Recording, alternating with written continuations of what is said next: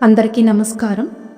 మార్చి 28న planetary grid activation అనే update cobra ఇవ్వటం జరిగింది. దాని గురించి తెలుసుకుందాం. గత కొన్ని వారాలుగా డార్క్ మ్యాటర్ ఎనామలీ మరియు సబ్ క్వాంటమ్ ఎనామలీ యొక్క తీవ్రమైన క్లీనింగ్ ప్రక్రియ జరుగుతోంది. డార్క్ మ్యాటర్ ఎనామలీ తొలగింపు చాలామంది ఆరోగ్యంపై తీవ్ర ప్రభావం చూపింది. అలాగే చాలా డార్క్ మ్యాటర్ కలిగిన అనేక మైక్రో బ్లాక్ హోల్స్ కూడా క్లియర్ చేయబడ్డాయి. వాటిలో కొన్ని మానవులపై ప్రభావం చూపుతున్నాయి.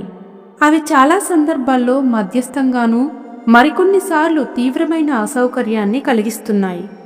గత కొన్ని వారాలలో ట్రంప్ పరిపాలన వల్ల పాజిటివ్ టైమ్ లైన్ దాదాపుగా కొలాప్స్ అయ్యింది. కానీ ఇప్పుడు లిబరేషన్ ప్లాన్లో ఒక కొత్త హైబ్రిడ్ ప్రణాళికగా అప్గ్రేడ్ చేయబడింది. ఇది గ్రహం మీద ఎక్కడైనా సానుకూల చర్యలకు సామర్థ్యం కలిగి ఉండి అధికార స్థానాల్లో ఉన్న వ్యక్తులతో పాటు జీవితంలోని అన్ని రంగాలలో సాధారణ మంచి సంకల్పం ఉన్న వ్యక్తులను కూడా కలిగి ఉంటుంది. కొత్త హైబ్రిడ్ లిబరేషన్ ప్లాన్ యొక్క అన్ని వివరాలు క్లాసిఫైడ్గా ఉన్నాయి. సానుకూల దృక్పథంతో పుతిన్ మరియు ట్రంప్ ఇద్దరు కనీసం సిద్ధాంతరీత్యా మిలిటరీ ఖర్చులను తగ్గించడానికి అంగీకరిస్తున్నారు. ఫియట్ ఫైనాన్షియల్ సిస్టమ్ చరిత్రలో మొట్టమొదటిసారిగా మెయిన్ స్ట్రీమ్ మీడియా ద్వారా బహిర్గతం చేయబడుతుంది. ఫైనాన్షియల్ రీసెట్ గురించిన ఆసక్తికరమైన పుకార్లు ఉన్నాయి. యుఎస్, ఇజ్రాయెల్ మరియు ఇరాన్ మధ్య ఇప్పటికీ చాలా సమస్యాత్మకమైన వార్ నోడ్ మిగిలి ఉంది. దీనిని నివారించడానికి ఏప్రిల్లో ఎప్పుడైనా మాస్ మెడిటేషన్ అవసరం ఉండవచ్చు. 1996 ఫిబ్రవరి 11న శనిగ్రహం యొక్క వలయాల అంచున ఉన్నప్పుడు ప్రారంభమైన ఈ కాస్మిక్ ఈవిల్ సైకిల్ మార్చి 23న శనిగ్రహం యొక్క వలయాలు అంచున ఉన్నప్పుడు ఇది డీపెస్ట్ కాస్మిక్ ఈవిల్ యొక్క 29 సంవత్సరాల ప్యూరిఫికేషన్ సైకిల్ను పూర్తి చేసింది. గత 3 దశాబ్దాలలో జరిగిన యుద్ధాలన్నింటితో లైట్ వర్కర్లు చాలా అలసిపోయారు.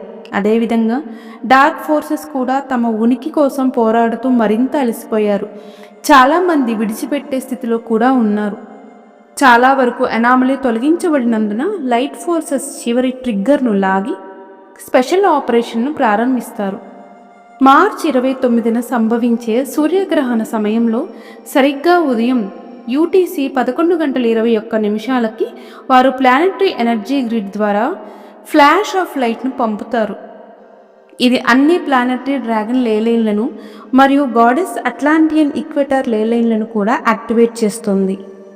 మునుపటి అప్డేట్లో పేర్కొన్న వాటితో పాటు గాడెస్ లేలైన్లకు దగ్గరగా ఉన్న అనేక వోర్టెక్స్ పాయింట్లు కూడా యాక్టివేట్ చేయబడతాయి. వాటిలో ముఖ్యమైనది అంటర్స్బర్గ్ వోర్టెక్స్. ఇది పాజిటివ్ టెంప్లర్స్ మరియు అగార్థా నెట్వర్క్ల మధ్య అనుసంధానించబడే కేంద్ర బిందువు. ఈ వోర్టెక్స్ చరిత్రకు సంబంధించిన ఆర్టికల్ లింక్ డిస్క్రిప్షన్ బాక్స్లో ఉంది, గమనించగలరు. గ్రహణ సమయంలో దశాబ్దాలుగా నిద్రాణంగా ఉన్న ఒక నిర్దిష్ట పాజిటివ్ సీక్రెట్ గ్రూప్ మళ్ళీ రీయాక్టివేట్ చేయబడుతుంది. టాకియాన్ ఛాంబర్స్ మరియు చింతామణి స్టోన్స్ నెట్వర్క్లు కూడా నెక్స్ట్ లెవెల్కి అప్గ్రేడ్ చేయబడుతుంది. సూర్యగ్రహణం జరిగిన వెంటనే అనేక ముఖ్యమైన ఆస్ట్రలాజికల్ కాన్ఫిగరేషన్ ప్రారంభమవుతాయి. మొదట నెప్ట్యూన్ 160 సంవత్సరాలలో మొదటిసారిగా మార్చి 30న ఉదయం యూటీసీ 11:54 మేషరాశిలోకి ప్రవేశిస్తుంది. ఇది చాలా కాలంగా ఎదురుచూస్తున్న గోల్డెన్ ఏజ్ని తీసుకువచ్చే సరికొత్త స్పిరిచువల్ అవేకెనింగ్ సైకిల్ను ప్రారంభిస్తుంది. గీజా పీఠభూమిలో ఇటీవల బయటపడిన లాంటి అనేక ఆవిష్కరణలు వెల్లడవనున్నాయి. ఆ తరువాత ఏప్రిల్ 4వ తేదీన సెడ్నా ప్లయాడిస్లో అల్సియన్ను కలుస్తుంది. ఈ అంశం ప్లయిడియన్ మరియు సిరియన్ నౌకాదళాల యొక్క ఒక ప్రత్యేక కార్యాచరణకు మద్దతునిస్తూ ఇది భౌతిక మరియు భౌతికేతర పాజిటివ్ టెంప్లర్లతో కలిసి మేరీ మగ్దలిన్ దేవతా రహస్యాలను మేల్కొల్పుతుంది. ఇందులో హోలీ గ్రెయిల్ వంశం యొక్క బోధనలు మరియు సేక్రెడ్ యూనియన్ యొక్క బోధనలు ఉంటాయి. అంతేకాకుండా ఏప్రిల్ 4న యురేనస్ మరియు శని రెండు ఒకే రోజున ఏరిస్తో సెమీ సెక్స్టైల్ను ఏర్పరుస్తాయి. ఇది చాలా అరుదైన మరియు శక్తివంతమైన కలయిక. ఇది గ్రహం యొక్క ఉపరితలంపై రెసిస్టెన్స్ యొక్క చాలా ప్రత్యేకమైన కార్యాచరణను అనుమతిస్తుంది. దాని గురించి ఇప్పుడు ఏమీ చెప్పలేము. నేను ఇవ్వగల ఏకైక హింట్ ఇది. దీని లింక్ డిస్క్రిప్షన్ బాక్స్లో చూడగలరు. ఆ తరువాత ఏప్రిల్ 12న నెప్ట్యూన్ సెగ్నాతో ఒక సెక్స్టైల్ను ఏర్పరుస్తుంది. ఇది ఆధ్యాత్మిక మేలుకొలుపును తీవ్రంగా శక్తివంతం చేస్తూ తదుపరి 26,000 సంవత్సరాల చక్రంలో కూడా సానుకూల పరిణామాలకు దారితీస్తుంది. ఏప్రిల్ 25వ తేదీ తరువాత లైట్ ఫోర్సెస్ వారి యొక్క ఒక నిర్దిష్ట కార్యాచరణ పూర్తి చేస్తారు. అప్పుడు మరింత సమాచారాన్ని విడుదల చేయగలను. ఆ తరువాత మే 12న అసెండెడ్ జీవుల యొక్క ఒక చాలా శక్తివంతమైన సమావేశం హిడెన్ విశాఖ వ్యాలీలో జరుగుతుంది.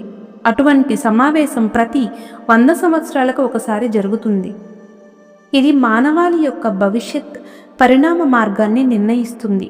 దానికోసం సిద్ధంగా ఉండడానికి క్యోటో మరియు తైపేలో వర్క్షాప్లో జాయిన్ అవ్వడానికి మీ అందరికీ స్వాగతం.